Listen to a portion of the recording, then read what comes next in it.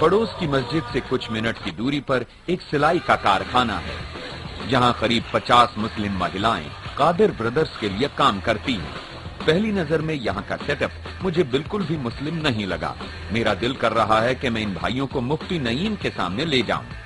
Europe और America की sex shops के लिए S&M गियर यहाँ बनते हैं। इस बिजनेस से सालाना लाखों डॉलर की आमदनी होती है।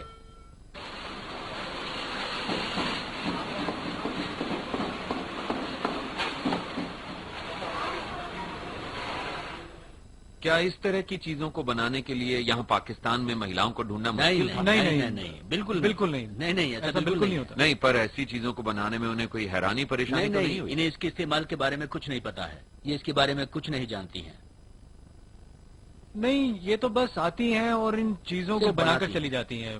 इन्हें इस बात से कोई लेना देना नहीं कि ये इनके लिए बस एक क्या चीजें बनाती हैं। इनकी रोजी रोटी। इन्हें ये खुद तो इस्तेमाल नहीं कर रही है। ये इनकी रोजी रोटी है। सही कहा। हाँ, ये तो इनके लिए बस एक काम है।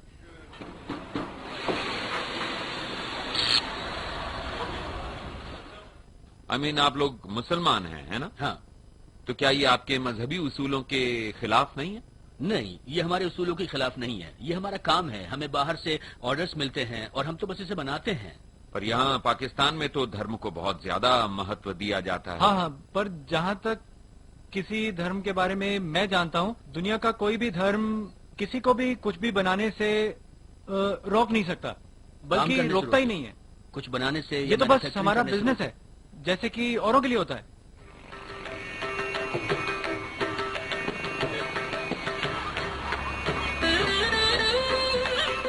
कराची की बीचेस, मीलों मील लंबी बीचेस। अगर यहाँ लोग परिवार के साथ सर्फिंग करने भी आएं, तब भी यहाँ का माहौल कैनकून जैसा नहीं होगा। पर रात के समय अगर आप जानते हैं कि कहाँ जाना है, तो सब कुछ बन सकता है मालिबू बीच जैसा। ओके, लिसन गाइस, ये है कराची की एक सैटरडे नाइट। और बेसिकली जब आप 20 साल के हों और आप पार्टी करना चाहें तो आप इस जगह पर आते हैं। हम समुद्र के किनारे पर हैं और तापमान 85 डिग्रीज है और आप शहर में पार्टी नहीं कर सकते, आप शराब नहीं पी सकते या मस्ती नहीं कर सकते, तो आप यहाँ आ सकते हैं ठीक यहाँ पर।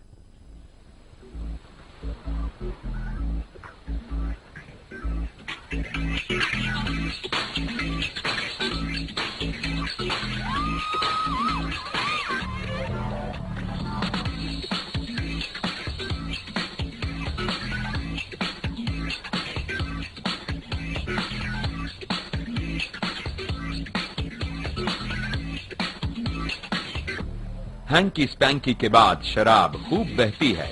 साफ तौर पर हम पाकिस्तान की सदियों पुरानी परंपरा से मीलों दूर हैं।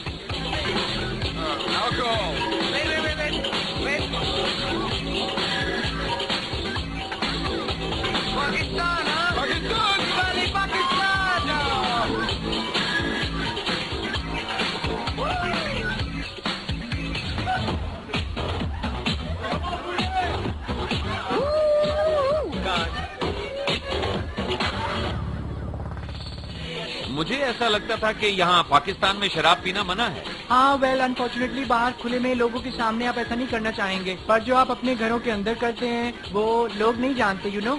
और इसके ठीक उलट जब आप बाहर जाते हैं तो आप पूरी तरह बदल जाते हैं। और यही वजह है कि जिससे ये ख्याल कि मैं तुमसे ज्यादा मजहब को मानता हूँ का जन्म हुआ। हर कोई दूसरे के सामने ये प्रूव करना चाहता है कि वो अपने मजहब पर ज्यादा अच्छी तरह से चलता है। वेल, कुल मिलाकर अगर कहूँ तो पाकिस्तान रॉक।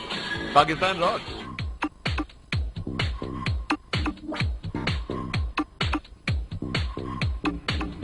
ये तो कमाल की बात है। मैं आपको और दूसरी लड़कियों को देख के हैरान हूँ कि बिना बुरके के आप यहाँ डांस कर रही हैं। कैसा लग रहा है? यही मैं आपको बता रही हूँ कि ये एक गलत फहमी है कि यहाँ तालिबान है और यहाँ सभी महिलाओं को पर्दे में रहना होता है।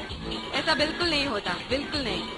पर मैं तो कभी सोच भी नहीं सकता था कि यहाँ पाकिस्तान आकर मुझे ये सब देखने को मिलेगा। ये कल्चरल शॉक है। क्या ये मेरे लिए कल्चरल शॉक है? हाँ, है तो।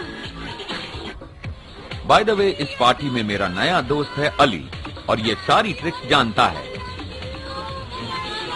अली, तुम्हारी तो मौज है, जरा सीक्रेट बताओ ना, तुम काम क्या करते हो? Well, I work for television. मैं अगर कहूँ कि मेरी तरह? हाँ, तुम्हारी तरह, बिल्कुल तुम्हारी तरह। क्या मैं आकर तुम्हारा कोई शो देख सकता हूँ?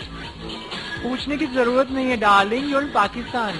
ओके, मैं आ सकता हूँ? जस्ट डू इट, जब भी तुम वहाँ आना चाहो। अगले ही दिन मैं वहां पहुंच गया जहां अली भी था, लेकिन आज उसका रूप ही बदला हुआ था। Welcome to the Begum Ali show. जैसा कि आप सोच रहे होंगे, ये कोई कॉमेडी प्रोग्राम नहीं है। ये पाकिस्तान का सबसे पसंदीदा पॉलिटिकल शो है। यहाँ मेहमान सीरियस हैं और सवाल उनसे भी ज्यादा। अली के इस शो को 3 करोड़ दर्शक देखते हैं। इतनी टीआरपी सुनी है कभी? मेरी पहली मेहमान वाकई ये कामयाब लेडी हैं। मुझे लगता है कि जैसे पाकिस्तानी सियासत है, तमाम रंग, तमाम रौनक, तमाम जज्बा। बट मैं तुमसे जानना चाहूंगी कि how are things different within the parliament house. आज से 20 साल पहले में और आज में कितना फर्क आया है?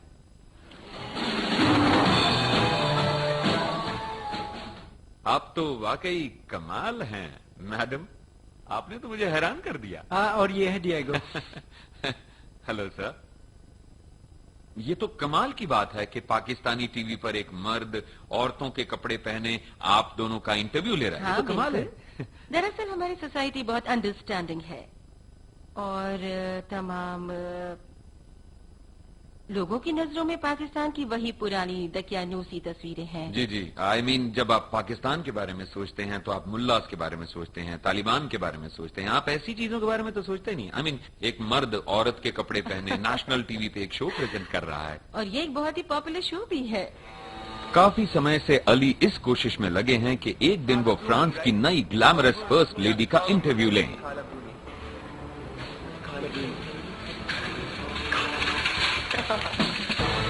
इन वर्षों में अली पाकिस्तान की सभी मशहूर हस्तियों से मुखातिब हो चुके हैं। बिजनेस लीडर्स से लेकर फिल्म स्टार्स तक अली ने सभी का इंटरव्यू लिया है।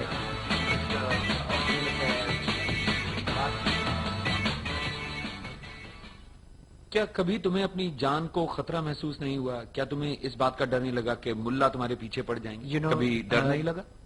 Diego, I love your name by the way। जब मैंने अपना शो शुरू किया तो बहुत से लोगों ने मुझे फोन किया, पुराने दोस्त जिन्होंने फोन करके कहा are you crazy Ali. Of course उन्हें मेरा पुराना नाम याद था, तो उन्होंने मुझे फोन करके कहा अली आर यू क्रेजी, तुम भूल गए हो जिस मुल्क में तुम रहते हो उसका नाम है पाकिस्तान। ये लोग तुम्हें जिंदा नहीं छोड़ेंगे, तुम अपने घर से बाहर नहीं निकल पाओगे, लोग तुम्हारा मजाक उड़ाएंगे।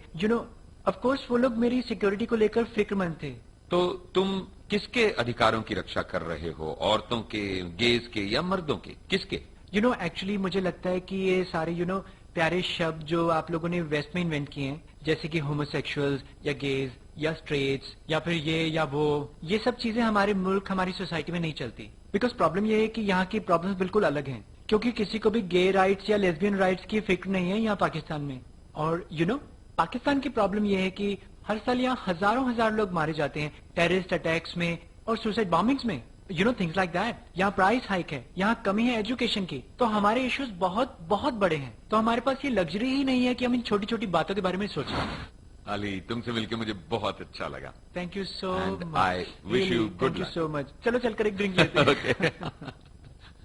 Okay, cut. हम डिनर लेने वाले हैं साथ में। डिनर के लिए जाना है, अब कैमरे बंद भी कर दो ना।